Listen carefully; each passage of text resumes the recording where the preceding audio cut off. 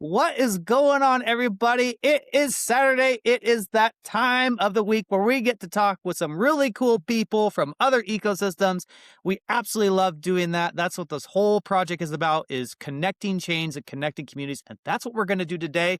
Let's get this intro out of the way, you guys, so we can get down to business. For those who don't know, THORChain is the world's leading Bitcoin DEX. You can swap Bitcoin with 10 different blockchains across 40 different pools without using bridges or wrap tokens. Check it out at swap.thorchain.org, swap.thorchain.org. Anyone in the world can use THORChain. There is no account to open. No KYC is required. THORChain has two tokens, Rune and TCY. The fees for swapping on THORChain are paid in Rune, and that's where the yield comes from. The fees are deducted from swaps, so you don't need to own Rune to trade on THORChain. 10% of the protocol's revenue goes to TCY token holders. Remember to stake your TCY tokens in order to start collecting this yield. There are no inflationary block rewards, therefore the yield is real money paid by real users. Rune is also deflationary as 5% of the revenue is burned. THORChain is a full layer 1 with the ability to create smart contracts on it, similar to Ethereum. This app layer is being developed by Ruggira.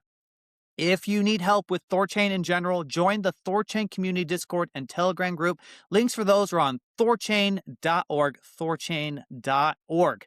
Please follow THORChain on Facebook and Instagram, you guys. Also, THORChain Contact on TikTok. We need 1,000 followers to live stream on those platforms. Let's get it done so we can put this show on there as well. And always remember, guys, this podcast is for informational and educational purposes only and does not constitute financial investment or legal advice. And with that out of the way, you guys, it is time. My name is Denny. I go by Patriot Sound as well. I do the RuneBot account on X. Been educating with THORChain for half a decade now. I love it. I'm addicted to it. I will never stop. Go ahead and kick it to my main man, Kenton, if he's got an update for us, and then we will get this party started. How you doing, Kenton? I'm good, thanks. Yeah, thanks, Denny. I was trying to think update from Thursday. Not much different. The Masari dashboard went live on Monday. And it's public. Anyone can look at it. Anyone can use it, share it, play with it. If you guys, if you find, if you find a mistake or something like that, please let me know. If there's a chart or something in there you think should be added, let me know. It's ours to do what we want with, basically. And so that went live on Monday. I'm still working with them to finish getting THORChain integrated in the rest of their platform, so we're showing up in search results.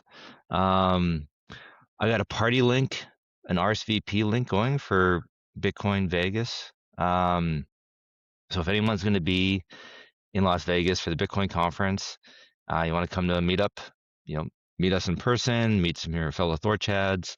I picked Sunday at 7 p.m. and I figured Sunday is probably the best chance people have not much going on. When the conference starts on Monday and Tuesday, maybe people are busy, go do stuff, whatever. So I thought Sunday we'd have a better turnout. And I don't know where we're going to do this because I have no idea how many people are coming. So I need to get a head count before I can try and find a venue to do this. So if you think you're going to go, if you think you're going to be there, please RSVP. Then once we get a bit closer, I have a decent enough head count, I'll start looking for a spot.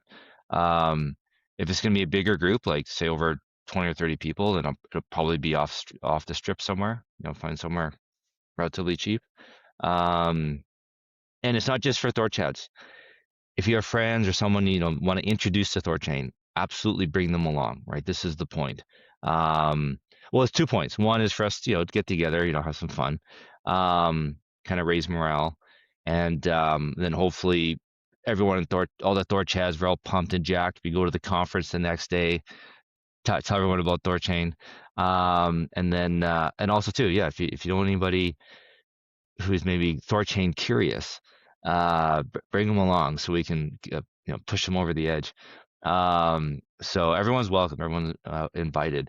And I got a new link. Denny, did you see it? So that's one thing. Yes, I did. Yeah. Yes, I did. I think this one's better than the last one. Yeah, I Um, didn't need to give my phone number on this one, so no, perfect. no phone number. No, it does ask for your name. You can Put whatever you make want. one up. Yeah, yeah. Use your just and that's it. So should we? Just trying to think here. If I can post it in the text. Oh, sorry, in the chat. Um, Here's the link, you guys. And Zano, you guys are welcome. Are you guys? If you guys, I know you're Zano, but if you're there, you're welcome as well. Everyone's welcome to hang out with us. So that's how it is. So Love it. I see it there. Soda Max. I did not think of a poll. I'm just kind of just like I kind of just got to pick something and go with it. The other You thing might is be my right schedule though, too. Uh, because I'm sorry to interrupt you, Kenton. Because yeah. Monday, that's where like you only go to the Bitcoin conference on that day. That's more exclusive. And it's a lot more expensive. So I'm thinking people might actually show up Monday with no intention to go to the Bitcoin conference on the first day, but just to get there, right? And then Monday, like, because they just get their hotel and they just wait for the next 2 days and they go to that because it's like what $5,000 or something for the first day. So maybe Monday is actually the correct day. Um, okay, all right. Feedback received. How about this? Why don't I put it uh in the I have to pick a day for the invite, right? So I'll leave it as Sunday, but I'll put it in the description. Um, when you RSVP, tell me what day you can do, and then um, and then we can kind of just we'll see. We'll get a tally of what day is best for everybody. Um, okay, Soda Max, I see it. He agrees with Denny. Okay, all right, fair enough. So um, I'll ask everybody tell me which day they can do. Sunday, Monday, just Sunday or Monday, or I don't want to Yeah, give that. If Sunday and we do Monday. three Sunday or Monday would be days, good. then we're gonna get split between all 3 days. I'd Yeah, rather just one or the other. yeah, Uh, Sunday or Monday would be Sunday my or Monday. Okay. yes. So to Max, you cool with that? Sunday or Monday? That's the only two choices I'm gonna ask people. What do you think? Can you text us? And I think Zano he's guys, I don't know down. if you can see. If you click on chat on the right, you can see the public chat. Um, Yeah, I'm sure. I'm sure he'd be down with that. Come on, Soda Max. I gotta hear from this. I gotta hear from the peanut gallery. I'll just do Sunday or Monday. Is that cool? Yes. All right. Okay. He's not saying anything. I'm Okay. gonna I'm gonna make an executive call. Say yes, it's All right. cool. All right. Um, are you a Karen? Are you being a Karen, Soda? Um, okay. So I'll do that. I'll change that then. Sunday or Monday. Um, that's all I got for you guys. Um, Perfect. yeah. Perfect, man. All So right. Well, go ahead, Kenton. I'm sorry. I'm excited to chat with Zano. You guys, we had the guy Quentin and Gonzalez came on a little bit earlier, and Denny's like asking him. He's already in it. He's already asking him all the questions that we want to ask and hear answers to. So I can't help it. let's jump right into this. Guys, if you can give us just a quick intro about yourselves and Zano, and then we can get more into the weeds. Sure. Yes. And good to be here, guys. Thank you for having us on your show. My name is Quinton. I'm the head of marketing and growth at the Zano project for, I believe, 5 years and counting now. Still very much as excited as I was 5 years ago, maybe even more excited to bring the word out about Zano because it's clearly a really cool project. So Zano has its own blockchain, and basically everything is private by default at the protocol level.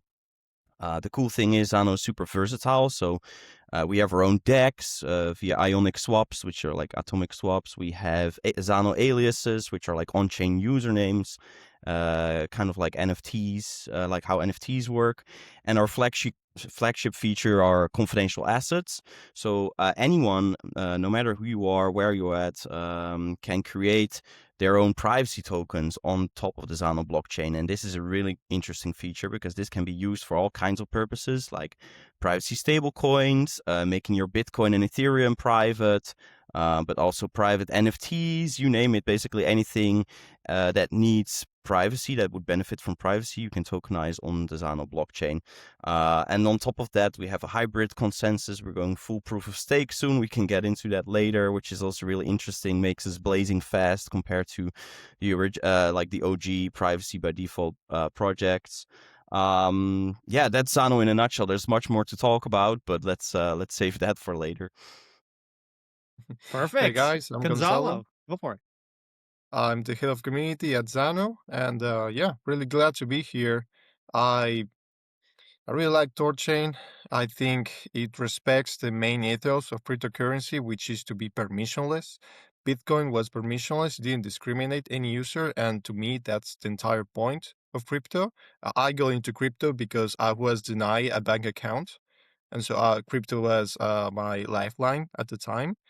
And to me, that's 100% the requirements I ask for any crypto project to be permissionless. Zano is and THORChain is, so I think it's a perfect match. So Gonzalo, can I ask you, when you said you were denied a bank account, this had nothing to do with crypto. This is based on where you live, Yes, your I'm Argentinian. passport. Really? Wow. So that's that. Well, I one, was I'm sorry to hear that, man. That's terrible. more specifically, I was denied a US dollar bank account, which forced me to stay on Argentinian pesos, which were, devaluing like 200% a year. So So I'm curious, like, what, like, I hear. I mean, you're literally the reason why crypto was invented, right? So like, uh, I'm wondering if we can actually explore that a little bit more. Like, do you have other friends, family who've done the same? Like, they've had the same experience as you, and they've had to move to crypto. Um, like, what's it like yes, in Argentina? it's special. Like, it's a requirement. For example, if you work for abroad. So in order to get money into it, this is no longer the case, by the way, because of Mila and stuff. But back then, in order to get money into the country, the only way was crypto, basically. Either crypto or pay lose like 70% of the money on the way. So it was useless. So anyone working remote in Argentina was being paid on crypto, or at least like using some company that was dealing crypto, and then that company gave them fiat. But crypto was like the main bridge. Um, so Wow, to me, cool. that's absolutely necessary. Like if I see any project that discriminates people based on, for example, their nationality, to me that's a no-go. Yeah, yeah. So it's better now with Melee. Like, it's you don't have those Yes, issues. there's still a long way to go, but at the very least, banks are no longer useless. So, Yeah, yeah. Cool, but obviously, cool. I'm still in crypto because I learned that even things can change at any moment, and with crypto, I can just take my money anywhere, and it's actually my money. Yeah. Well, so I understand that driving you into crypto, out of necessity. What got you into a privacy coin? So there's Well, lots of other tokens out there, right? Why Zano? Why privacy? Well, over time, I realized that. So first, I got into regular stable coins. Then I learned that those could be frozen. So I moved to decentralized assets. And then, as just working on the crypto space, I realized that, for example, my employer could see my transactions or what I do with, like, for example, any airdrop tokens. And I was not really comfortable with that. I also, in Argentina, there are many stuff that you can buy with crypto. So I realized that whenever I buy something, like for example a laptop, I can just look into the vendor's account and see how much balance they have, and so they can do the same with me. And to me, that didn't make any sense, and I felt it very unsafe. So that's why I got into at that time Monero. And I realized that in order for something to be truly permissionless, it needs to be private as well. So that's what got me to Monero. And then I got into Zano because it basically took Monero's tech. Well, there's a longer story there, but it's basically Monero's tech, but it goes beyond peer-to-peer digital cash. And you can do tokens, you can do dApps, you can do DEXs. So I have a lot of respect for both projects, and I'm super glad to be working on Zano here because to me this is the kind of thing that matters to me and to so many people in the world. Absolutely. So is Zano like maybe let's get into Zano then. Is it like a fork of Monero? Like how is it completely brand So new and separate and distinct from Monero? actually, our co-founder was the lead developer of CryptoNote. He worked along with Nicolas van Saberhagen. So they created CryptoNote, and then Monero took the CryptoNote code base and forked, and it's Monero now. But our co-founder kept working on CryptoNote and kept iterating. He launched Bullberry, which later became Zano. And so we share a lot of technologies because we share like this point in history, but we are of course like 10 years apart. So it's a different code base by now. But if you go into Monero source code, you'll actually find the name or co-founder in there. Cool. Awesome. So how long is you said 10 years apart. So how long has Zano been around then? Zano itself has been around since 2019, but the code base, it's been around 2013. Danielle, did you want to jump in? I know you're banging on with questions before we started. Well, So I yeah. thought maybe Well, we could here's the ask thing, you guys. To give a little history here, I've been talking. I believe it's you, Gonzalo, on X Spaces, right? You're the one I've been talking to on Joel's space, and I have to just say these guys share our ethos to a T. And you just heard it for himself. I mean, what was the impetus for him coming into crypto as one of necessity?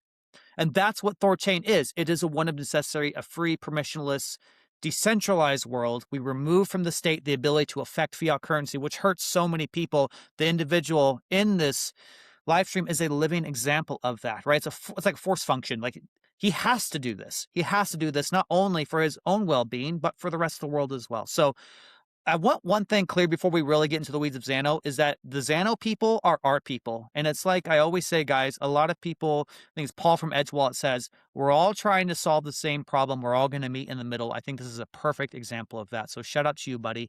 I'm really glad that you're on the show. I've talked to you a lot and you're just a solid individual. You can't fake being solid. It eventually over enough time that you lose that genuine nature if you're being fake. So, and I'm good at smelling that out. I don't get that at all with you. So I'm going to actually come to Quentin here. So Quentin, basically, Zano privacy tech, right? Like, what do you foresee it being on? Like, if we could add it to THORChain, right? Because see, you're right, Kenton. I should not ask questions beforehand because now I get confused. Like, okay, so Zano has an update it's going to be making in 2 months, right? Roughly or so. Maybe talk about that, Quentin. I'm going to give you the floor and then we'll go from there. Sure. Yes. So one of the major problems that many privacy UTXO blockchains have is that it's super hard to get adoption because it's super hard usually to integrate these blockchains. I think you guys have had your own experience with that when it comes to Monero. I'm not sure where that integration is at, by the way. I just know that at some point it was being talked about.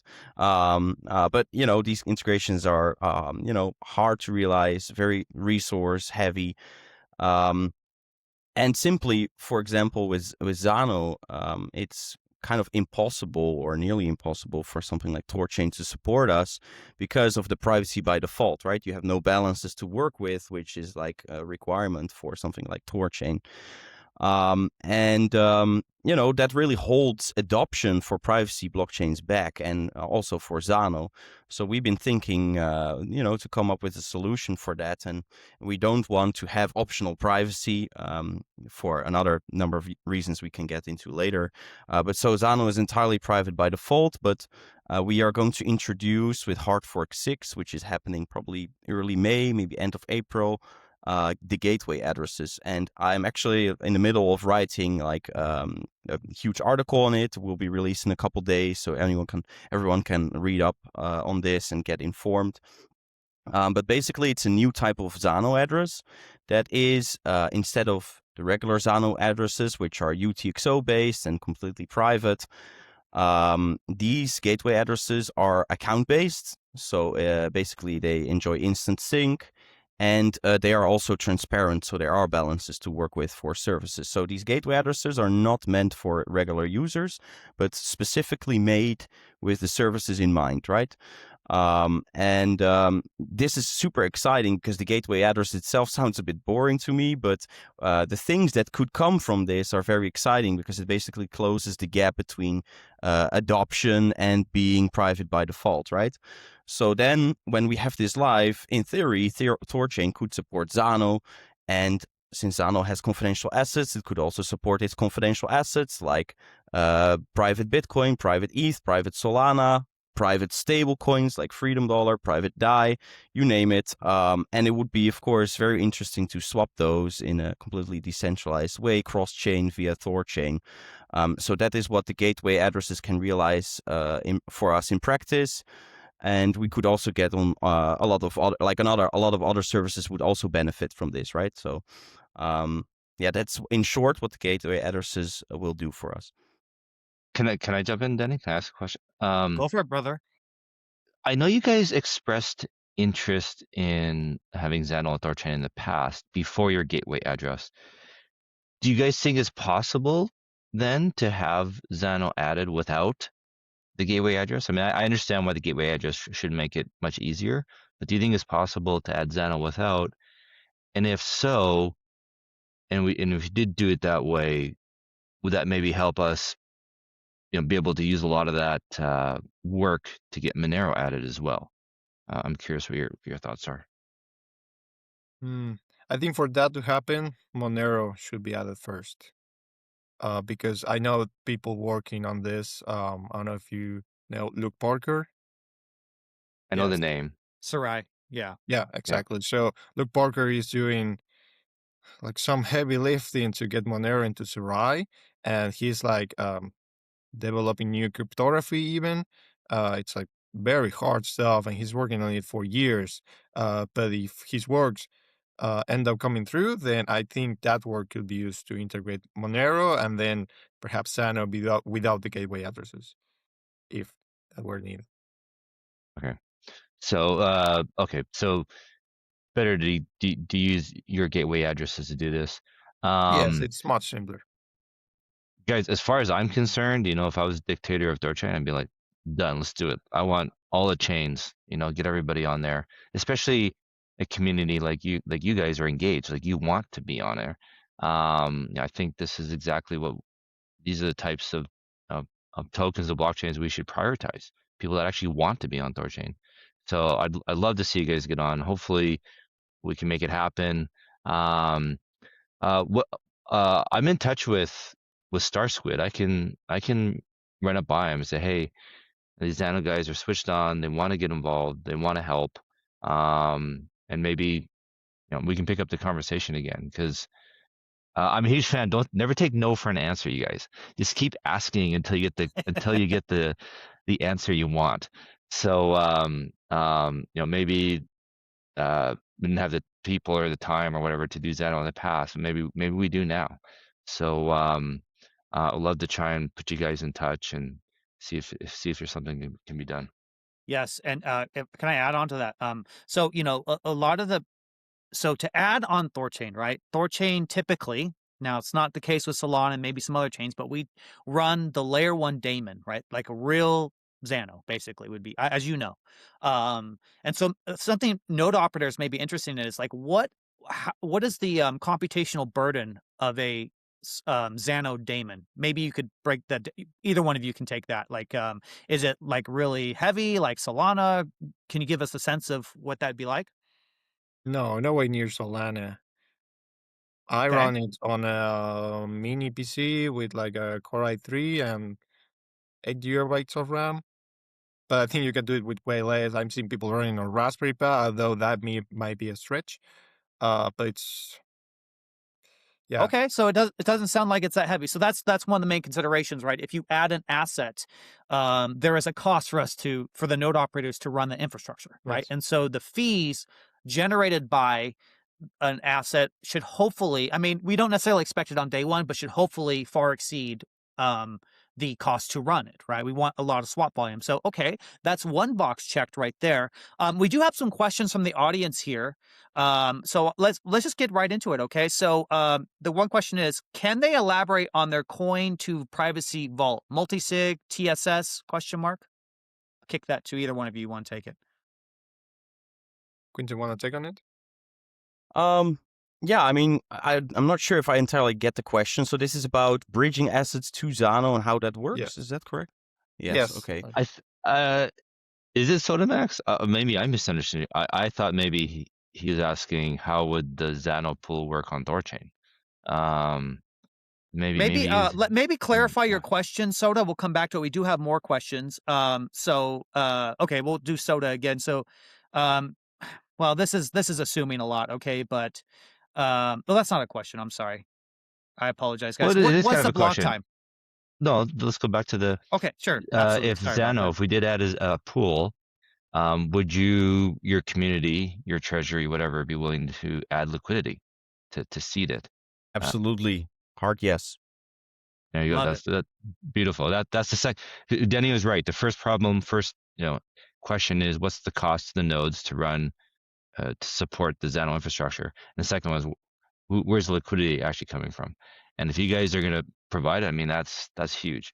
Like These things are very important for us as an ecosystem, right? You can see that still the shift happening towards more government overreach and more tight restrictions with KYC and stuff on centralized exchanges. So this is also one of the reasons why we introduce gateway addresses, because we want to get onto all these kinds of DEXs, because we think that is the solution, and it will become more and more important over the years to come. Well said. beautiful. Well said. Awesome. Okay, let's go to Coke's question. Oh, I'm sorry, Ken, did you have something else before? Well, I was going to say, yeah, just so with these, I was just going to ask with the gateway addresses. So how does, so if I want to maintain my privacy, and I have Bitcoin, and I come to THORChain, swap my Bitcoin for some Zano, but it's going through this gateway address. Now, is my Zano that I just bought, is this like somehow doxed? Is it still public? Do I need to go swap it into Zano again, like into a new address to now start getting my privacy? How would that work? No. So, we'll see how the implementation goes. But the idea of gateway addresses is that there's not even a wallet from the end user perspective. There's not even a wallet for gateway addresses. So it's just a hub. And when you withdraw from THORChain, in this case, it will go to your regular Zano address, and this Zano address is private by default, hidden amount, hidden sender, hidden receiver. So the whole point is that you don't need to do an extra step in order to be private. Cool. Yeah, and basically the once a user interacts with a gateway address, it's still protected, right? Because Zano makes use of stealth addresses and ring signatures. So basically, let's say you do a transaction to a gateway address, then you can see as an outsider what was the asset type that was deposited into the gateway address, the amount, but you cannot see where it came from, so the address. And it also works this way when you send it out. So when a transaction happens from a gateway address to a Zano address, it also leads to a dead end, because everything with the regular Zano addresses is completely hidden and private by default. And Could you also, word Okay. nothing. In your example, you say someone swapping Bitcoin to Zano because they want privacy. They can also swap their Bitcoin to, for example, BTCX, which is private Bitcoin on Zano. So if they still wish to keep, for example, Bitcoin price exposure, but they want ring signatures, sale addresses, confidential amounts, they can do that. Well, Can this we break? and Go I'll ahead, say Kenton. no. Let's go ahead, Denny. But this dovetails in the Sotamax question. Go ahead, Denny. Well, how does that work? So, okay, like on Ethereum, right? Let's just use the Ethereum example. We have ETH, obviously, and then we have the ERC20s. Is it sort of like that, where these assets, they obviously live on Zano blockchain, and is it a heavy lift to add those two? You see, you know what I mean? Or can you break that down a little bit? This is something I know nothing about. No, so yeah, like in concept, it's similar to RC20. It's not RC20. It's a different protocol. Um, but yes, like in theory, if any service that integrates Zano will also support confidential assets on Zano. A good So, example so is the wallets. Like Zano is supported by Edge Wallet, by Cake Wallet, Bitcoin.com Wallet, soon Unstoppable Wallet. And once they integrated the Zano blockchain, they can essentially support any asset that lives on Zano very easily. Gotcha. Okay, so to crystal clear, if we have a Zano rune pool on THORChain, it would not be that much of a lift, or hardly any lift at all, to have a private Bitcoin BTCX. I think you said rune pool, et Exactly. cetera, et cetera, et cetera. Yes. Yes. Sounds cool to me. Okay, Kenton, go ahead. That's what. So Sotamax is asking, how do you secure the assets on Zano? Yeah. Is it a multi-sig, a bridge? Yeah. So the bridge is handled by another project, which is called Bridgeless. And yes, they use TSS. So the whole point there is that there is no custodian because there's no private key of the wallet holding the collateral, in this case, Bitcoin. Instead, it's distributed among all node operators on Bridgeless. So at no point there is a custodian. It's Would you, in theory, could you use THORChain one day to secure the Bitcoin that's on Zano? that's up to Bridgeless. But it sounds to me like yes, because they both use TSS. I know it's a similar architecture. Interesting. But wouldn't in theory THORChain be competing with Bridgeless? Like, Sure. how, Why not? how are we? If you guys get How do, if you guys Yes, get honest participating answer, to it, yes. then we're down. We're down. The more options, how the does better. how does Bridgeless make money? Like, what incentivizes them, to be honest? So they take a fee on the bridge. Like a one-time that- fee, or is it But that's- ongoing? But the fee is on confidential layer side, right, Gonzalo? Or am I No. mistaken here? Oh, there's a double fee. Okay. No, not sure actually. Well, but the operators receive fees from the bridge itself. So whenever you bridge Bitcoin onto Zano, a small percentage of that is taken. But once you are on Zano, then no more fees, of course. It's a one-time, it's upfront Yeah. fee. Yeah, the one Right time now- for bridging and unbridging. Yes. So you pay when you bridge, you pay the network fee of the network where you're bridging from. Of course, that is unavoidable, and there are also bridge fees included. And then again, because the bridge basically infrastructure is maintained by Bridgeless, but then you have front end like apps for users to interact with. Like right now, there is Edge Wallet that facilitates direct BTC to BTCX swaps through Edge Wallet via the Bridges API, and then you have confidential layer, and that's called app.confidentiallayer.com. And basically, it's like a bridge interface, and it enables users to very easily swap there or like bridge their Bitcoin to Zano, Ethereum to Zano, but also like Zano is not the only like the only chain that is like plugged into this, right? So also from Ethereum to Bitcoin or the other ways around. And I believe Confidential Layer has a 0.3% fee on top of all bridging. And I think you can set it manually. I think Edge has a different fee, but I'm not sure exactly what it's set to. So I've always, for me, the way I've always looked at THORChain and envisioned it in like the big picture, the long run, is being the world's biggest, most secure custodian. That, right now we've got 100 nodes, so it's a giant, 67 of 100, vault. If we get to 300 nodes one day, that'll be a 200 of 300, right? And so I've always viewed it as like this really secure custodian, and in theory, it should be able to, replace Bridgeless for you guys and do this for you for projects like Zano, right? So it'd be interesting because That'd be there's all interesting. this. I keep thinking like we're gonna get rid of the hard cap in THORChain. I feel like that's probably gonna happen one day. And so we would like to secure as many assets as we could in theory. So Yeah, that's something. This is interesting. I'm trying to think how this would work, because if you have the assets like secured in a vault, right? But then you have a pool on THORChain that people swap in and out of, like BTCX, for example. And then, but the Bitcoin is also in a vault. And so that vault would be pretty busy, right? Because you would constantly be arbitraging the total amount in the pool against the vault itself in order to maintain a one-to-one peg. And so I'm just trying to think of the arbitrage behaviorism there.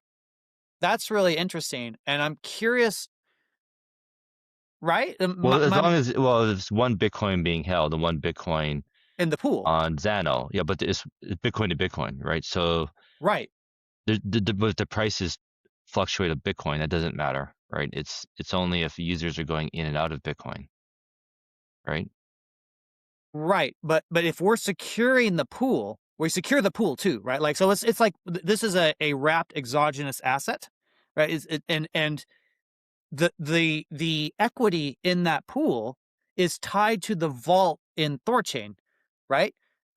It's because WBTC on THORChain, that's by a third party. We're not securing the WBTC, that's BitGo, right? Yeah, but So you got to think about this like trade assets or secured assets. They're not held in the right. pools, right? They're held outside the pool. Right. But yeah, that's true. That's true. Yes, you're right. That's true. Right. So It'd this just would be be on the like base layer. It would be on the base layer instead of the app layer, if that makes right. Yes. well, this would be like a secured asset, or Right. probably. Okay. So there's no with secured assets. There's no Yeah. arbing them, balancing them, or anything like that. It's just Bitcoin sitting on THORChain, held by THORChain nodes. Love to see this chat So happen. I mean, we were only asking for being able to swap Well, we Zano, don't but mess if you around guys here. are down for it, then sure. well, it's this is the point of talking, right? And brainstorming, coming with ideas. Like I don't know, maybe right. We'll watch. We'll bring stuff to Chad, and he'll tell us we're all stupid. You guys, that won't work or something, right? And so Yeah. No, like to me, from uh, what you're saying, it makes total sense to me. It's just yeah. like down to if you guys want to secure assets on Zano, if you think it makes sense, then sure. I mean, that's Because we're all decentralized maxis, right? So is Bridgeless, is that a centralized no, platform? no. They're decentralized? Yeah, they're decentralized as well. They use DSS. All decisions go through the validators. No one holds custody of the assets. How many You can nodes do they have? you can go to bridgeless.com if you're interested in that. Yeah, I am interested because like I feel like this is something THORChain should be competing on. It's bridgeless dot what is it? Com.com. Okay.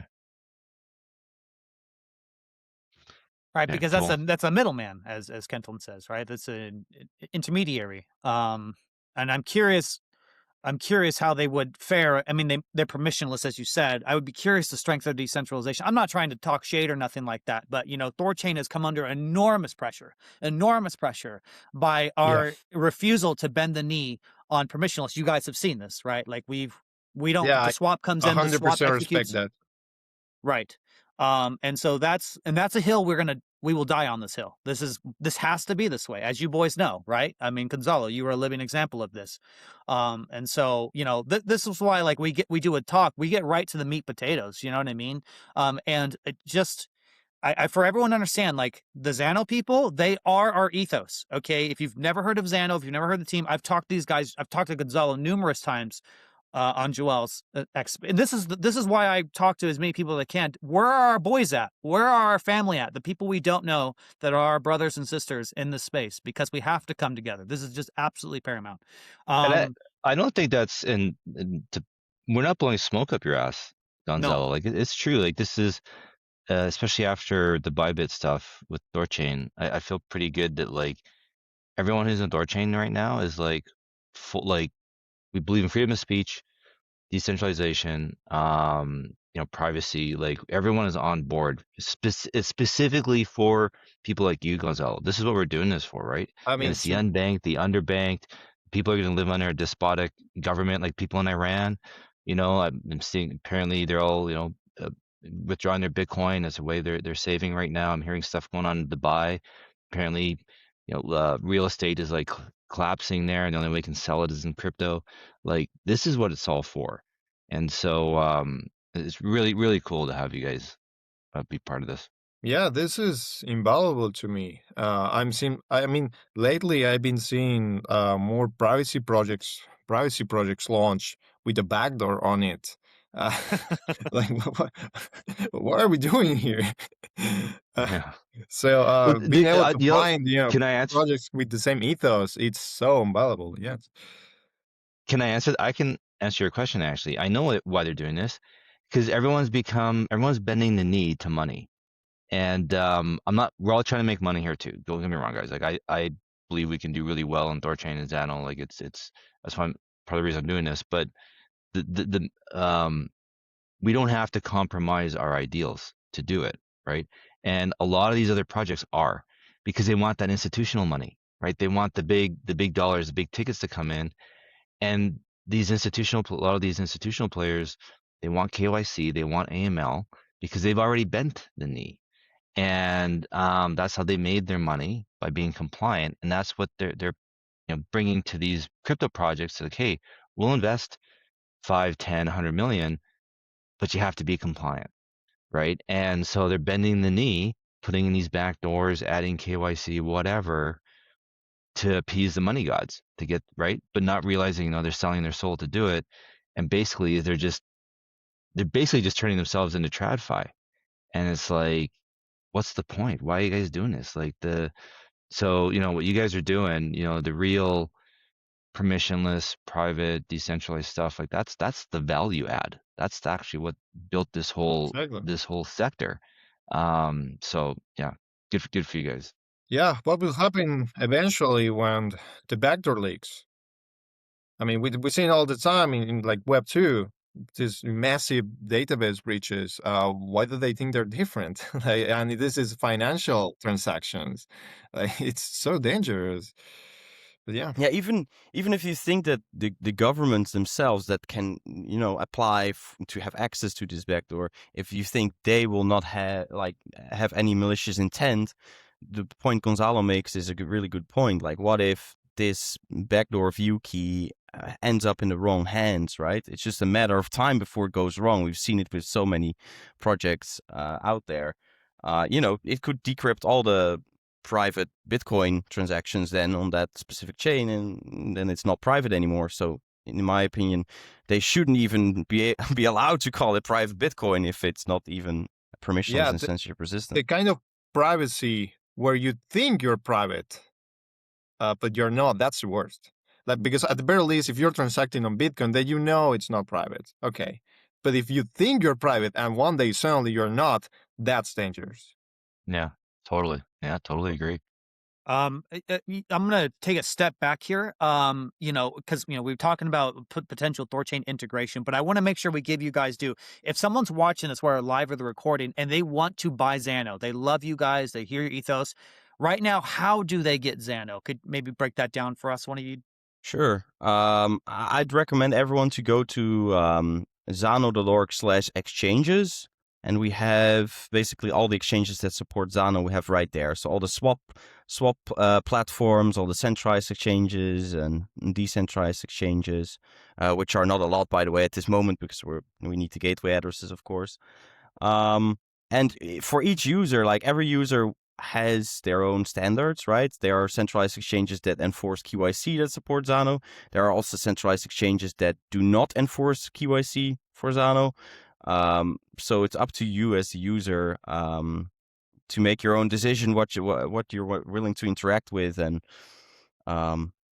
if we would have to recommend one, I mean Maxi has the most liquidity, but it does enforce KYC, at least for new users nowadays, and it also is involved with some sketchy stuff. So I personally would recommend to use a swap platform like maybe Exolix or one of the other ones that have a very good reputation about not freezing any assets. Someone says in Edge is pretty easy too. That's totally right. They also work with swap providers. So there are a number of ways to do it. But the cool thing about the swap providers is they basically enable you to tap into the liquidity of something like Maxi, but without having to do the KYC and the registration.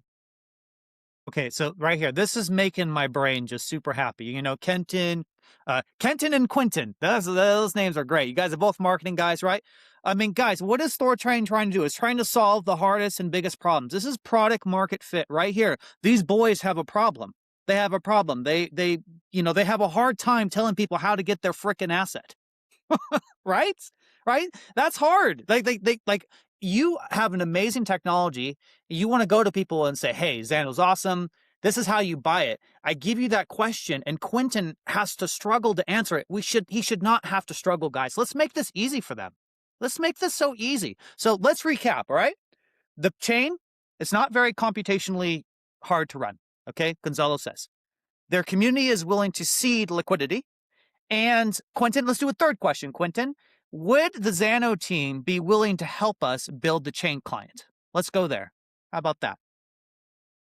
Like, to give a definitive answer, I would need to speak to the devs, of course, but I do think that we as the Zano team do see the need and the importance of such a solution, and we would be very excited to make it happen. And therefore, I also think there's a very good chance that we are willing to put resources to it as a dev work, basically.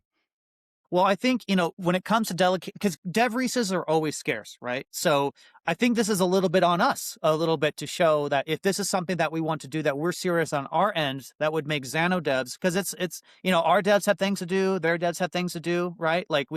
And so I think if this community, our community, starts to show interest in Zano, I think that would go a long way, right? So, guys, I'm liking this. I'm really liking this a lot. I am so glad. Shout out to Joel from Joel Dash. from Dash. Yeah, I'm sorry, guys.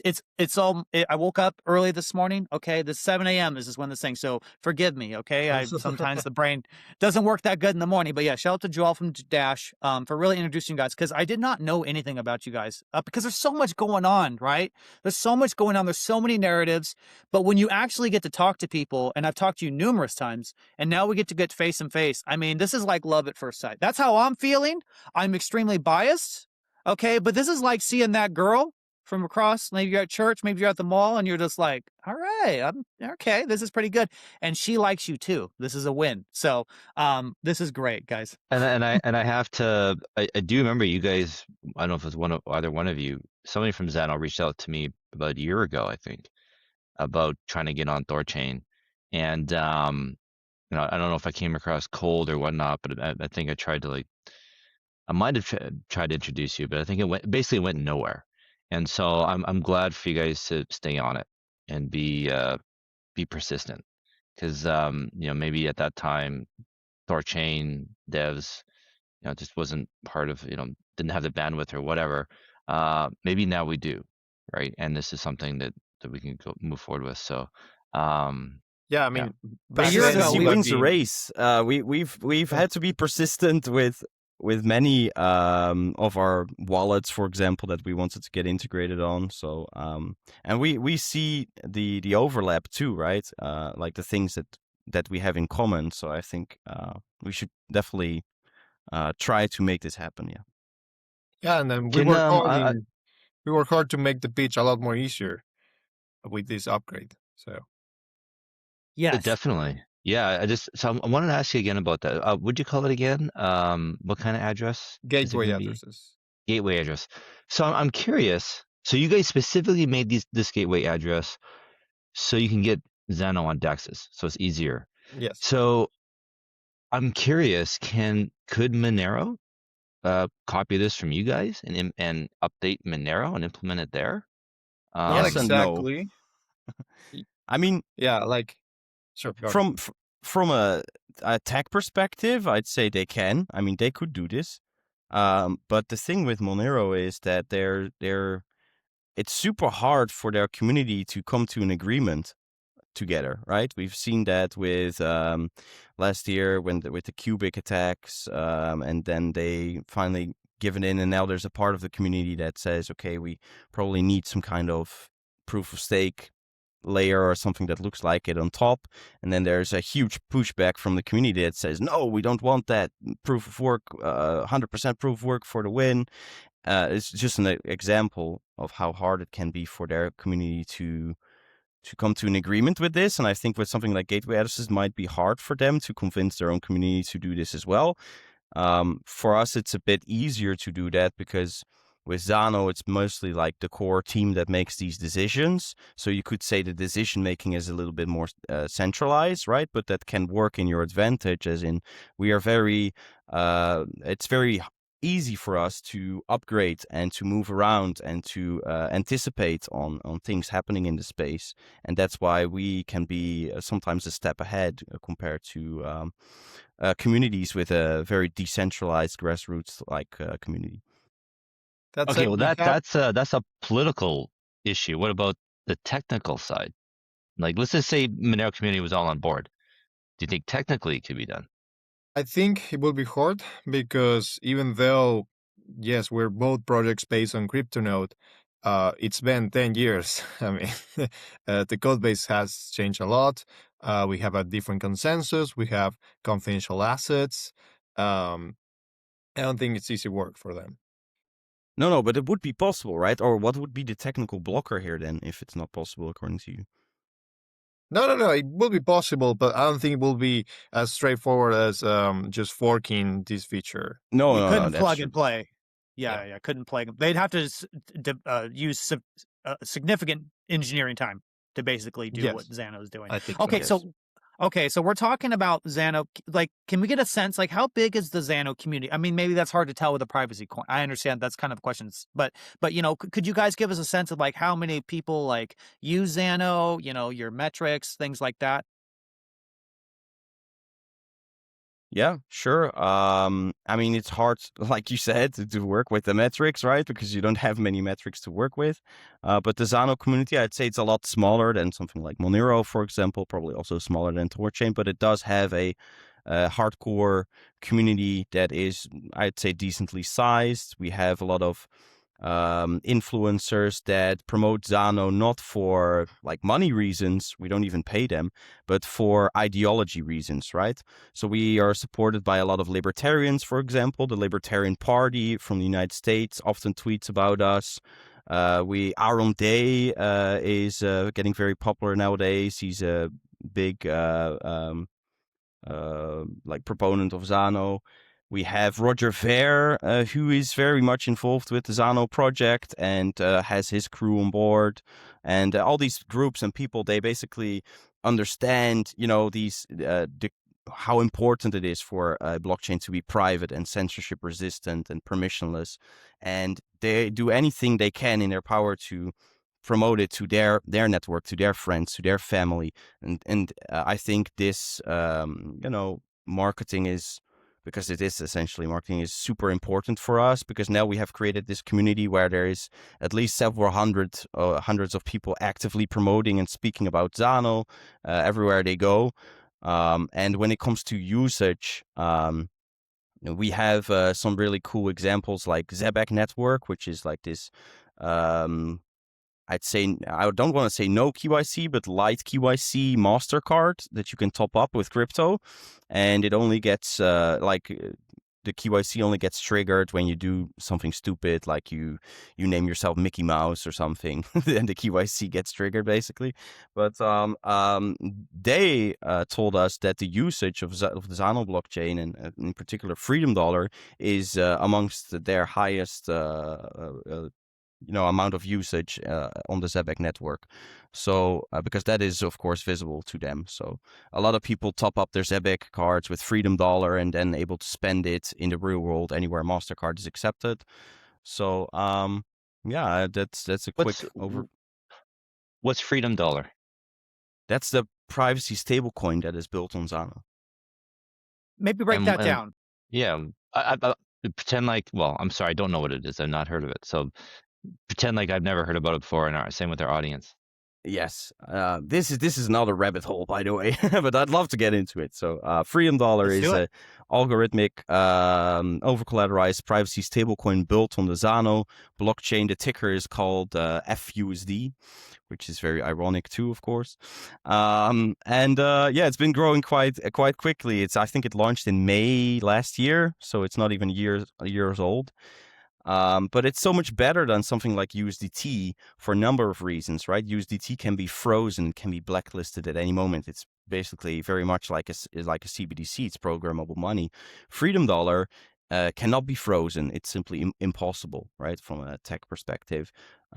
It's also entirely private by default, like Zano itself, hidden amounts, ring signatures, stealth addresses. So even the asset types transacted on Zano are completely hidden. So all you see is that a transaction happened. So there's nothing to work with there for chain analysis either. So it's so much better for those two main reasons. And then the third reason is Zano has this feature named auditable wallets. So this is very useful for projects that want to basically prove what they hold, right? So this is like a transparent address on Zano, but it doesn't affect the privacy of the other addresses, basically. And then you can share this view key with others so that you can actually track and cryptographically verify the assets that are in that wallet without being able to spend it yourself. So, and Freedom Dollar uses this technology that we created, auditable wallets, to prove that their Freedom Dollars are actually fully backed, over collateralized by Zano coins. And they just reached 1 million Zano coins in their reserve, by the way, last week. So, congrats to them on that.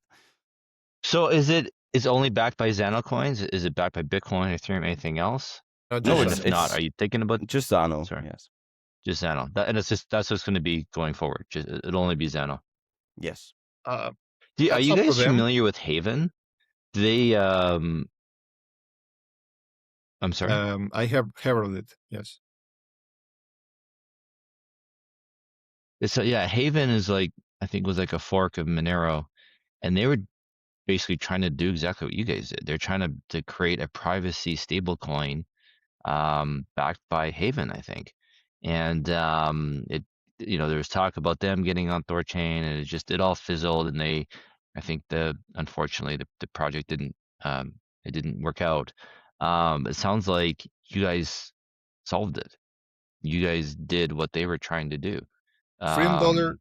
Yeah, go ahead. Freedom Dollar is a separate project. So they are different project that's building on Zano. So yeah. But yeah, once Zano is integrated into THORChain, if that can happen, then Freedom Dollar is just another confidential asset. So you can bring it there as well. And it's not the only private stablecoin we have on Zano. There's also DAI-X, which is just DAI from the Ethereum blockchain bridge onto Zano. So then you have all the benefits of DAI and with the privacy of Zano. So those are two examples of stablecoins you can build. How over collateralized is it? I think at the moment, not very much. Zano price dropped a lot lately, like many of the other cryptos. So I think the collateral ratio is like 1 to 1.15 or something, like 15% more Zano worth than the Freedom Dollar. So what happens in the event that it gets under collateralized structurally? What happens there? I'm not sure if that already happened. But essentially, this is where it gets a little bit vague, also in my opinion. But Freedom Dollar just says that they will buy more Zano to make sure that it's fully pegged, right? Okay, so then where does the equity? Well, this is a separate team, for those guys out there. But where would the equity come from to buy more Zano? Right, like how is there like a reserves of like assets on standby ready to go into Zano? How does that work? This is a question you'd have to ask them. Okay, honestly. fair enough. Yeah. Fair enough. I understand. They're trying to make algorithmic stablecoin that is private. It's a very ambitious goal, right? So, maybe that's another team we can talk to. Absolutely. So I don't want to get too sidetracked. I Yeah. also see Soda commenting Haven used the mint burn like Luna very different, and that's a very good argument because Freedom Dollar doesn't work like that, right? So there's the risk of how Luna flopped and how Haven back in the day flopped. That risk doesn't exist with Freedom Dollar. So just want to point that out. And he also says FUSD is simple over collateralized, very different, but still don't like it. Only backed by Zano. Cascading price drop could be a problem. Yes, but that's pretty much the same with like, what if you would add, but that's interesting though, like if you would add, for example, private Bitcoin in the wallet, in that Yeah. auditable wallet to back it, or private ETH, but still those are also volatile assets, right? But maybe less volatile than Zano. So could be a not nice sure what their discussion plans to are, have with but their team for sure. yeah, not sure what their plans are, but they could, in theory, also add Bitcoin on Zano, Ethereum on Zano, Solana on Zano, and have a whole basket as well. That's something that could be done. But something that I think should be made point. If there's any decentralized stablecoin that anyone here likes, built on Ethereum or Solana, and the only thing that's missing is privacy, then you can just add privacy to it through Zano. Bridge it to Zano, and there you go. You have the best of both worlds. We already did this. Bridges already did this with DAI. But if there's any other example, I would love to hear it. And let's say it on Bridgeless or maybe through THORChain. And there you go. You have the decentralized governance in whatever blockchain you wish with the privacy of Zano. Could you, like, if somebody's bridging Tether into Zano and creating like a privacy Tether token, No, can they happen. can't. like, So the sorry, so the bridge uses whitelisted assets specifically because of this. Because if you try to bridge USDT onto Zano, I think it. sorry, can you I guys think hear my me now? internet cut out. I missed Yeah, your No, hand. mine did too. It's Gonzalo's connection that is cutting out here a little bit. Yeah. Blame Gonzalo. All What right. about now? I like that. Is it okay now? No, it happened to all of us, right? Can you guys hear me We now? can hear I you can now, hear you Gonzalo. again. Okay. Yeah, just start Yeah. the What- explanation from the beginning again. Yeah, what I was saying is that so the bridge uses whitelisted assets specifically to avoid this, because if you try to bridge USDT onto Zano, then what could happen is that because USDT can be frozen, they could just freeze the assets on the bridge, and that would create a problem. That's So- what, yeah.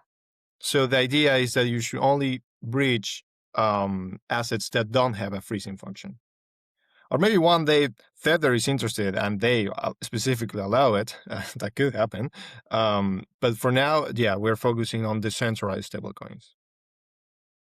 And then you answered my question where I was going, and it brings it back to what you're saying before, like with Bitcoin, you know it's public, and so you know that going in, and that's okay, you can deal with it. Whereas if you use something that's private, and you believe it's private, and you find out later that it's not, that's actually worse.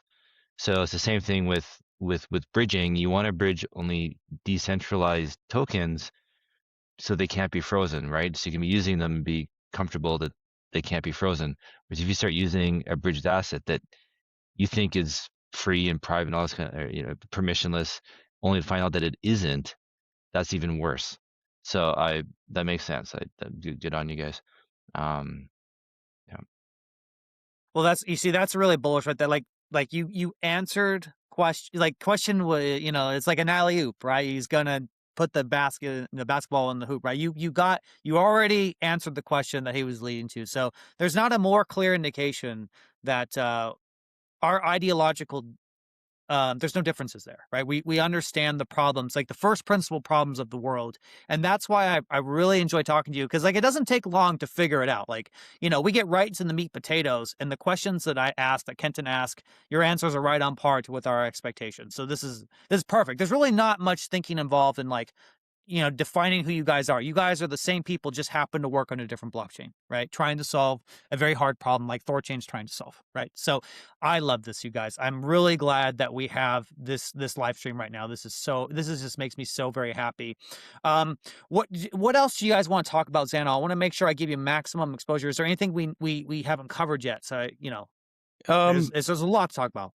I saw that someone just asked us what the block time is of Zano. Yes, and I was going to talk about that. and this is an interesting topic. So right now for Zano's consensus is a hybrid proof of work, proof of stake consensus. So it basically the blockchain alternates between proof of work blocks and proof of stake blocks.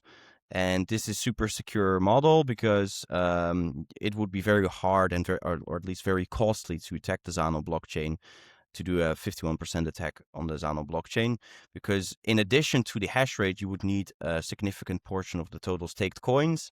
And on Zano, staking participation is extremely high. I believe about 70% of our total supply is being staked right now. So yeah, buying those from someone on the open market, it would cost, the cost would be extremely high. However, we are planning to move to full proof of stake later this year, probably near the end of the year. Our staking has Zarkanum incorporated. Zarkanum is world's first proof of stake scheme with hidden amounts. So usually the argument is always proof of stake is less private because basically the validators have to, let the others know what their amounts that they are staking are. But not anymore with Zarkanum. So, and this also gives us the opportunity to go full proof of stake. Now, with the hybrid consensus, the block time is 1 minute, and you need 10 confirmations before you can respend your assets. So, roughly 10 minutes before your assets get unlocked. Compare that to Monero, where it's 2 minutes and 10 block confirmations, so roughly 20 minutes. And with Zcash, I believe it's even slightly longer, like 22.5 to 25 minutes on average. So Zano is already a bit faster. But with the proof of stake upgrade, it gets really exciting, because from that moment on forward, we will be able to have 15 to 20 second blocks. That's what our lead dev told us. And we would be able to safely lower the amount of needed confirmations from like 10 to something like 3. So you'd be able to have pretty much like Ethereum blockchain-like speeds, right? But with privacy by default strongly enforced by the protocol level and asset creation on top. So this is really exciting to me, because many of the, for example, Bitcoin maxis, they always say some don't like privacy at all for their own reasons, but there is also a significant amount of Bitcoin maxis. They say, yeah, privacy is super cool, but privacy blockchains are just very slow, which is kind of a bit ironic because Bitcoin is slow as well, right? But it's a common and it's a valid argument, right? Privacy blockchains are slow. Then that's basically a trade-off that you make: privacy in exchange for speed. And with the full proof of stake upgrade of Zano, this is not going to be a trade-off anymore, because you'll have the same speed as Ethereum, for example, but the privacy that, for example, like that Monero has. So I'm really looking forward to this proof of stake upgrade later this year. And especially in combination with the gateway addresses upgrade that we have in a couple months, Zano will be very, very interesting for developers to build on, hopefully, because you'll not have the argument that it's slow anymore. It's super easy to integrate via the gateway addresses. So I really foresee a nice surge in the amount of integrations, but also the amount of developers building on the Zano blockchain in the near future, like later this year. And 2027 should be really, really exciting for Zano for that reason. So is your move to proof of stake, is it solely because you want to try and get faster block times? That's why No, you're doing it's the main reason is security, right? So even with a hybrid blockchain, the weak link is still proof of work. So for that reason, we want to move away from proof of work completely and go with full proof of stake, especially because it's not a privacy trade-off anymore. And of course, a nice addition to it is that we can have less block confirmations necessary and faster block times. So there's a lot of when Ethereum moved to proof of stake, moved from proof of work to proof of stake.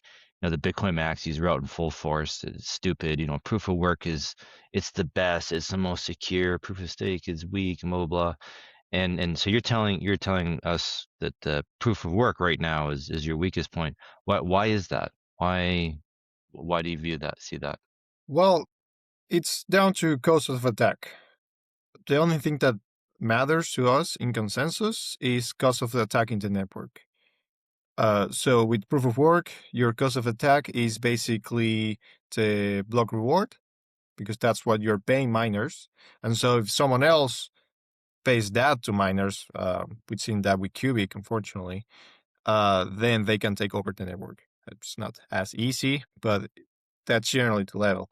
Meanwhile, with proof of stake, the cost of attacking is basically the market cap of the entire network. That's much higher than the block reward. So it's like a various order of magnitudes. And even with the hybrid consensus, we get some of the benefit of proof of stake because you need a certain percentage of the market cap, but there's still a huge portion that you can attack, like you can begin to attack with just proof of work power. And so we're moving away from that. And also because we get these benefits of speed. I mean, to me, it's a no-brainer. Especially because you're no longer, as Quinton said, the main trade-off was that in order to do proof of stake, you had to rebuild your amounts, but that's no longer the case. We can do proof of stake on hidden amounts. Perfect. Okay, so I think it's one of those times where like our industry is so huge, right? There's so many changes, so many things, and it's like I imagine it as like a big heaping pile of coals, right? But in that coal pile are these diamonds, right? Little diamonds everywhere. And vast majority is coal, but there are projects out there that are making the right decisions, the right calls. I like what you guys are saying. I got to be honest. I know I've said this before. Don't mean to be a fangirl over here, but I like this a lot.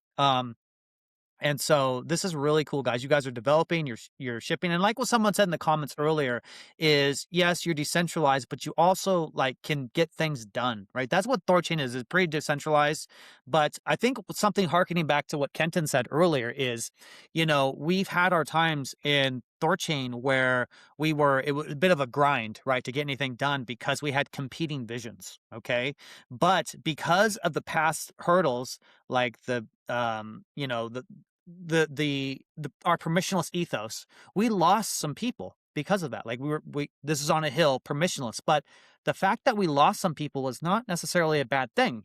We now have a super majority of people who now have the same ethos, right? Who were saying, no, like no KYC, permissionless, and we can't bend on this, right? And so the THORChain, despite having a pretty big community, is pretty decentralized. Like it seems, and from what I stand, we have a much easier time finding consensus on issues. Yes, we still have debates, which is always good. There's always this back and forth, but I like seeing that you guys are making progress in the same way that THORChain is, right? You see a problem and you're being proactive about it, right?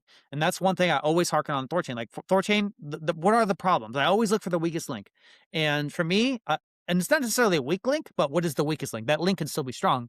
I want to increase the decentralization of the network, right? That's because I see it. I'm seeing where this is going, the trajectory in mind. I'm like figuring it out step by step. You integrate something like Zano, you integrate this, you integrate that.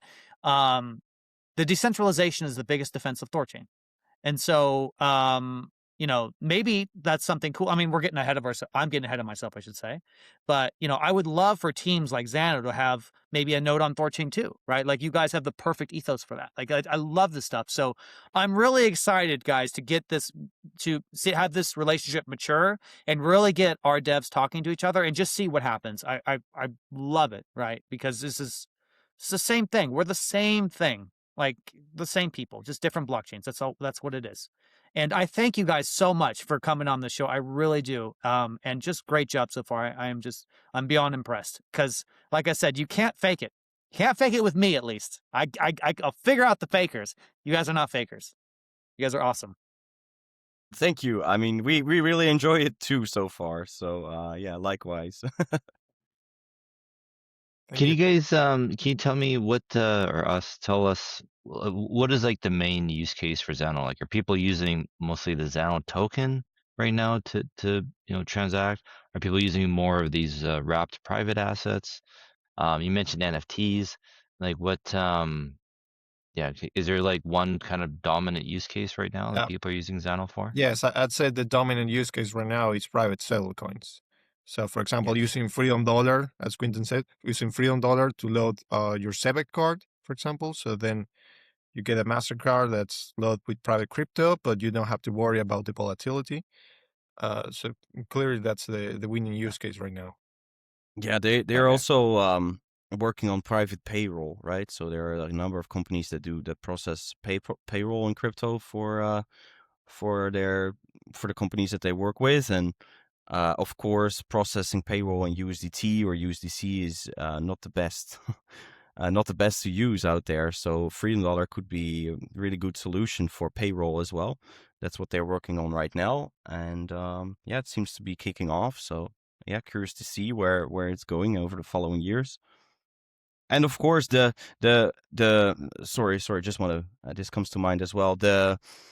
I think the wrapped assets um are super interesting as well, right? So private Bitcoin, private Ethereum, private Solana, like although they're not being used that much yet, once we have a couple of good decent integrations, once the gateway addresses are live, and for example hopefully we can work something out with THORChain, and these assets become more accessible and people start to see the value in them, then this could really take off as well, because you could use like you could have Bitcoin on Zano and enjoy the privacy of the Zano blockchain and also the low fees of the Zano blockchain, so your Bitcoin becomes spendable again and usable again.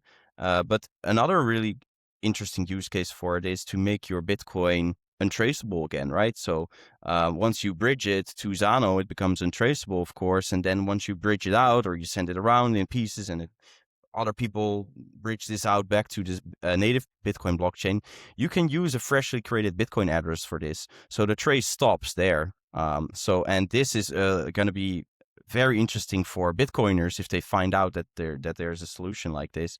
I think this could be very compelling for them. So I think that would be another very big use case for Zano. And also what I want to comment on it is that Zano burns 100% of the transaction fees.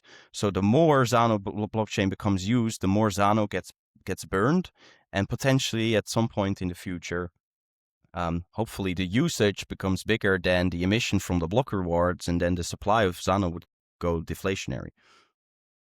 You're bringing up a heated topic of debate in the THORChain community, a burn mechanism. So there's people that love it, people that don't. But cool. I like the interesting to see how you guys doing that. So hope it works out for you. So I just want to add something. You mentioned, Quentin, about basically bringing fungibility to Bitcoin, and that's a 0 to 1. Like that's, if we figure that out, like that's huge. I actually think that would be like, that's a turning point in human history, because we can, if we can add true privacy to our transactions with a major asset like that, it's massive. And that's, for me personally, is one of the things that got me into THORChain, why I'm still here, is I see THORChain playing, it can do it. THORChain can play a role in making that possible. And um, even maxis, Bitcoin maxis, the ones that actually have half a brain, they all agree fungibility on Bitcoin is probably the biggest problem they have to solve. And if we can help them do that, that's got to be huge. I'm just sitting here and oh, go ahead, Gonzalo. Are you going to respond to that? No, it's just that for me, especially the years I had to use crypto for basically everything, I intentionally avoided Bitcoin because of this. Because I was scared I will deposit into some service and it will get blacklisted because whatever reason. Because you don't have to do anything wrong in order to get blacklisted.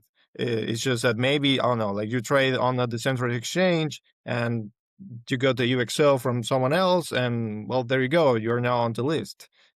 To me, I was very scared about that. That's why I just stayed at the time Monero. So to me, it's one of the biggest issues on Bitcoin as well. Yes. Do you guys think? Sorry, John. Follow-up question. Do you think if people are bridging their Bitcoin into is it XBTC? Sorry, what is it called on Zano? BTCX.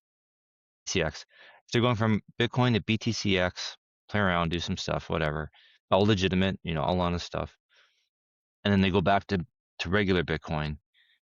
Do you think that new Bitcoin, that new trail, that could get blocked? If they go to send that to a centralized exchange, they want to convert to fiat, but the SEX looks at the history and sees, oh, well, the origin, this history started with BTCX.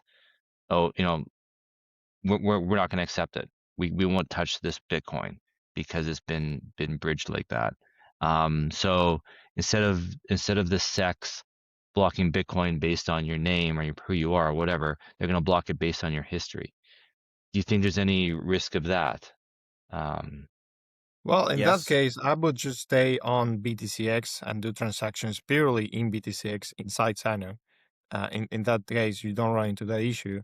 But yes, I mean, this is an issue of the layer one of Bitcoin. If you don't have privacy at the layer one, you'll eventually run into fungibility issues. That's something we can't solve for these Yeah. transparent blockchains, right? This is an issue that sticks with Bitcoin. And once you bridge back to Bitcoin, yes, you could run into these issues thanks to how Bitcoin is designed. That's say in the I case guess of this. bridgeless, you can, for example, bridge your Bitcoin either to Zano or to Ethereum. I think soon Solana. So there's also that element of composability. So if you want to, blacklist an entire breach, you'll need like a pretty strong reason for it. But if it's composable and it also allows for other use cases, then it becomes harder. And this is the benefit of FUSD. If somebody actually had that problem, if they really want to get into fiat, they could swap their BTCX for FUSD and then load it to the card and go spend it that way if they wanted. Yes. Yes, or any private stablecoin on Zano, either bridge or native. What other private stablecoins are there? DAI-X. So DAI. That's right, you mentioned Bridge it. as Sorry. well, yeah. And we're also talking with the team of DEuro, which is the decentralized euro, which is also like cross-chain. And we want to bring it to Zano, and they want to bring it to Zano, so we're working on that as well. So that will be the third privacy stablecoin that lives on Zano, and hopefully more to come. Yeah, and I've seen on the chat that perhaps THORChain is working on a stablecoin collateralized by Bitcoin. If that's on the a app thing, layer. then I mean, if that's a thing, we can also bring it to Zano. Why not? Yeah. Okay. So this conversation, Kenton, like, there, like, when it comes to first principles, like, I just totally focused, and I've been having this feeling in my stomach and my chest. Hopefully, I'm not about to have a heart attack, and I'm healthy right now. But I get this feeling when I have the sense of something super powerful happening, and I think I finally crystallized what that is. Is that you guys? It's relatively simple, but no one's done this. We get kicked in the teeth all the time by other projects that want to come onto THORChain. Why haven't you added this yet? Why haven't you done this? Why hasn't this? And it's like, you guys, it's really hard. Like, for example, XMR. We tried to add it in the past. There was something called Black Protocol. It was a fork of THORChain. We had one of the most brilliant developers of ours try to make it happen. We just did not. The tech was not there. And even today, like, thinking about integrating the amount of engineering work to make it come onto THORChain is going to be astronomical. And that's dev time that may not go to otherwise things that make THORChain better, like something called DKLS. I don't want to get into that, or faster block time, blah, blah, blah, blah, right? But you guys have done something very important, very powerful, and such a simple thing is that you've made this gateway thing that says, hey, we developed this thing to make it the integration easier for dexes like THORChain. Okay. And that simple thing, I think, is being like underappreciated. That is so powerful for you guys to just do something like to meet us there, like getting kicked in the teeth again and again by other projects. Like, why didn't you add this? It's like, well, we're not cryptographers. It's really hard. Like, shouldn't the impetus be on you to make proactive measures to get on THORChain, right? And that's exactly what you guys have done. Right, you've taken this issue because I'll be honest. The first time I heard of Zano, like, and we talked. This is way before maybe our first conversation, we're just getting to know Gonzalo. At first thing in my thoughts, like, okay, like another privacy coin that wants to be on THORChain. I'm just like, oh my gosh, like, well, if we're gonna go through all this hard work of adding a privacy chain, like it's got to be Monero first, right? It's just, everyone knows Monero. It's obviously, but you guys do this. You make a gateway thing, and it works, and it's safe, and it's reliable, and the chain client is awesome. You guys have just got us 95% of the way. This is how simple this is. It's really so simple. Give DEXs the ability to add privacy because that's what THORChain needs to do. It needs to ensure solvency. That's the hard thing with Monero or most privacy coins. It's like, how do you know assets are coming in and leaving, right? Like, that's incredibly difficult, and it's a huge attack vector for us. But you guys sound like you might have fixed that. And so in 2 months or 3 months or whatever it is, I am so excited to really see that come live because I think that is just a monumental step forward. And if you guys, let's just be hypothetically, let's say you get on THORChain, I think that's going to incentivize other like people like XMR to build a similar function, or at least it should, in order to get on. Because the DEX connection, that's everything, right? Quentin, you said it yourself. I asked you, how do you buy Zano? And you're like, well, we got these DEXs, but use this one, but it's KYC, so maybe you should use this one. Like, you should just say, use THORChain. Swap.thorchain.org. Swap.thorchain.org. That's how you buy it. I Go would get love it. to say that. That's what this is all about, right? I mean, privacy is cool, but in order for it to be usable, it needs to be accessible. You need to get into it privately. Yeah, Right. and that's where THORChain could come in. Kenton, I'm getting excited over here. I don't know how you're getting over there, but I'm starting to sweat. I'm salivating a little bit. I'm getting pumped. It's not the drugs, I promise. This is really exciting, man. And listen, how guys, many cups of coffee you've had? 14. And I'm really excited. I'm very happy, guys. I'm so happy. This just makes my brain. For me, I'm struggling now to think of questions to ask. Because this seems just to work. Like, I only ask questions when I don't know or understand something. So, you have a similar in structure, I guess, to XMR. I know it was 10 years ago. Don't crucify me on that juxtaposition, but this is great. Kenton, what do you got? Were you saying something? I want to ask some about smart contracts. Can you do smart contracts on Zano? Not right now.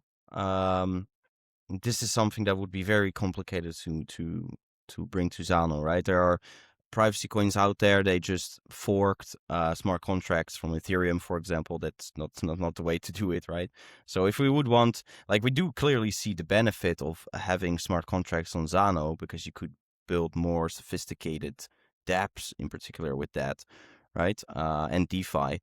But it would take several years. And Zano, if we're going to be very honest here, Zano does have a very efficient but small dev team. So we have to make smart choices about what we prioritize. And it's definitely like on our list, but realistically, it's not going to happen over the following years. But later on, possibly, yes. What if we could solve that problem for you? This is an epic question by you, Kenton. Good job. Like, I don't know if you guys are familiar with THORChain's app layer being developed by Rujira, but this is basically secured assets on THORChain, and then they get access to all these primitives, lending, perps, money markets, everything. So maybe you guys don't have to worry about that. Maybe we just immediately give you all this stuff by just adding Zano natively on THORChain. I was actually gonna talk about that because there are a lot of stuff that people think that, oh, you need smart contract for this, but actually you don't. Like in the case of Zano, it's confidential assets. We have done it without smart contracts. There are other ways to do it. But also this, I mean, if we have a proper connection with the centralized services, then that means that you can build whatever you want using whatever tech you want in that service, and then bring it to Zano and use it on Zano, have the both benefits. Just have it interconnected and have the benefits of both. It's decentralized, right? Like on THORChain's app layer, it would be decentralized. So you would have, right. Exactly. So you don't need one chain to do it all.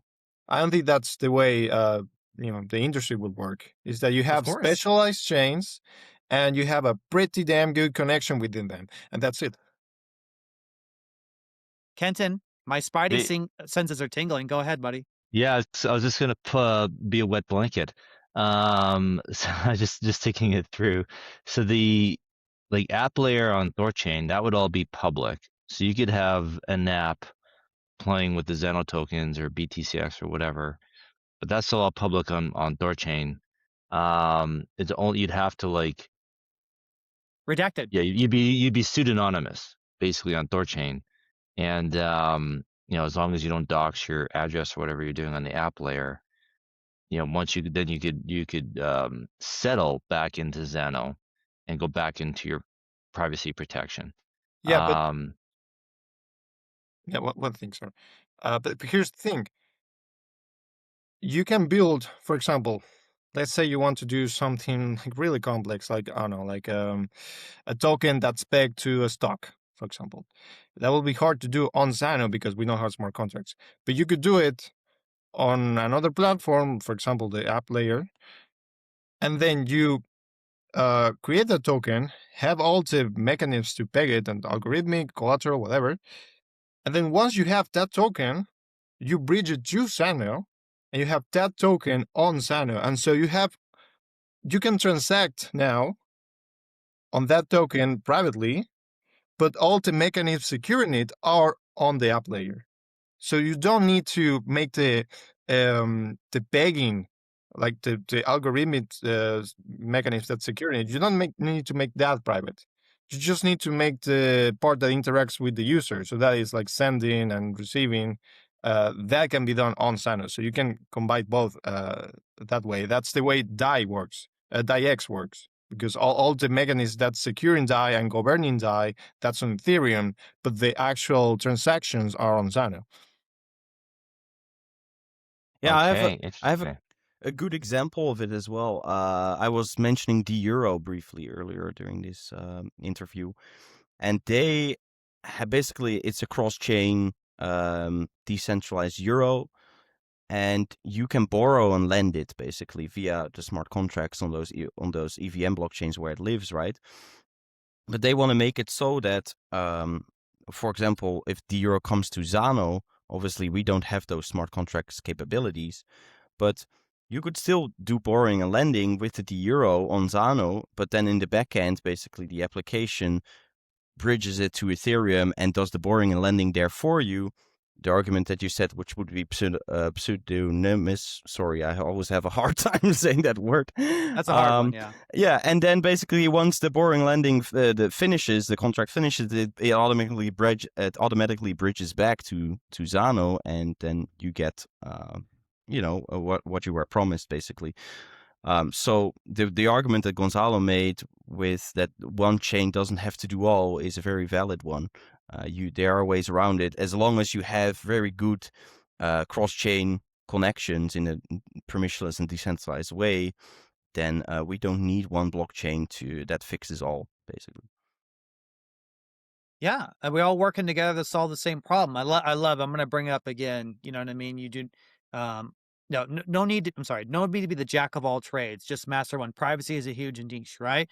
And what is THORChain the master of? Cross chain, right? And also perhaps this app layer that we're developing, allowing people to use these assets that have their own specialization for various primitives, lending, blah, blah, blah, blah, all this stuff. And so when you add all of this together, it just creates a super powerful economic infrastructure that TradFi has no hope of competing with at all, like zero, when it comes to the benefits you get, not only your own safety, because at the end of the day, guys, let's a reminder, KYC is dangerous. People get hurt with KYC. People lose. They get their information exposed by various centralized exchanges and other third parties. It's not a joke, right? There's like not having KYC and permissionless is the end state for the world that's going to lead to the best world for people like Gonzalo and many other individuals. And so when I just put all this together in my mind, everything that we're building, it really seems like we are coming into a full circle now of just first principles, incentive, and power. It's very cool. Everyone's worried about AI stealing their jobs and stuff like that. I think people are gonna be worried about AI stealing their money. Like, all the spam emails, spam phone calls that we all get, like that's all KYC leakage. But whether and a lot of it might even be just our data being sold. So like, once the AI gets a hold of that stuff, and they can run more sophisticated scams or spam, and same with voice. Like that, I'm kind of scared about that. Like, all our voices are here, right? And AI can, you know, Yes. somebody can maybe mimic our voice and, you know, start calling in, pretending to be us, whether it's with our family or some bank or whatever. The scams are just going to get more sophisticated, and Yes. it's all made possible with our KYC being farmed. And so, in my mind, it's only going to get worse. Right. That's a good point. Go ahead, Yep. Gonzalo. Privacy is a matter of basic security. If your entire portfolio is just out there in, visible to the entire internet, you're becoming a target. Yeah, yeah, Yeah. I mean, like this yeah. example right here, like there's a lot of live streams of me talking. An AI, they're growing in sophistication rapidly. How do I talk? My speech cadence, my tendencies, my nuances, my intonations in my voice, right? These are all things that can be mimicked with high precision. Kenton, that's a great point. You know what I mean? I think no KYC is actually a necessity, right? This is obviously correct. No, you know what? This reminds me. And I think you were on that space with me, Gonzalo, the last space. We had I'm not going to say who they were, but they had a very leading decentralized institution. We were talking about KYC. Okay. And they were willing to bend the knee on that. They're saying, well, it's kind of, well, I mean, how else are you supposed to exist in the world? I'm like, no, like, this should not even be a question. No KYC for anybody. This is something we cannot bend the knee on. We cannot make an exception on this at all, right? That's what it has to be. And this is something I was thinking about the other day, like, what is DeFi, right? I was like, what does that even mean? And I think I'm coming to the realization that DeFi has never existed, truthfully. Like, that's decentralized finance up until very recently. Decentralized finance. And that's what THORChain is going. Even with our own interface, we are thinking about decentralizing that, where everything is literally decentralized. We've used this word DeFi for a long time. I think now this is true. True DeFi is happening for real. Everything else is a lie. Up until very recently, it was our attempt to make it. It's a goal, it's an ambition, it's an endpoint. Well, the endpoint is here. It's 2026. I think we can clearly say that THORChain is, and my protocol, that is DeFi. And I don't think we have competitors in terms of ethos. I really don't. I think people call themselves DeFi, but they just do not get it. Or structurally, first principles, the nuts and bolts of their protocol, there is a centralized trade-off or something like that that can be exploited, that's gameable, that's open. What we do at THORChain is so incredibly hard. It is so difficult. But if we get it, which we are getting it, the rewards are absolutely massive. And that's why, maybe we were the first to do cross-chain swaps, and people say that people caught up the fourth thing, but they really haven't, though, because we went through we went through the gates of hell. Like, so many problems we had to solve is so complicated. 700,000 lines of code. It's just been a nightmare to get it right, but we finally figured it out. And so I think from now on, when I say DeFi, I'm just going to make the claim, and I'm speaking for myself, obviously, that there's really only one DeFi. That's THORChain. That's my protocol. That's it. There's nothing else. I think that's because I can't find a community like us that has DeFi that shares all the values except my protocol, which is a fork of THORChain. Right? So let's get Zano added. Zano, you're not DeFi. Well, you are privacy, right? We're Pri-Fi. Pri-Fi, right? Well, that's what I'm talking about, right? Like, DeFi it's all encompassing. There's a lot of things. You guys are privacy, right? Like that's extremely important.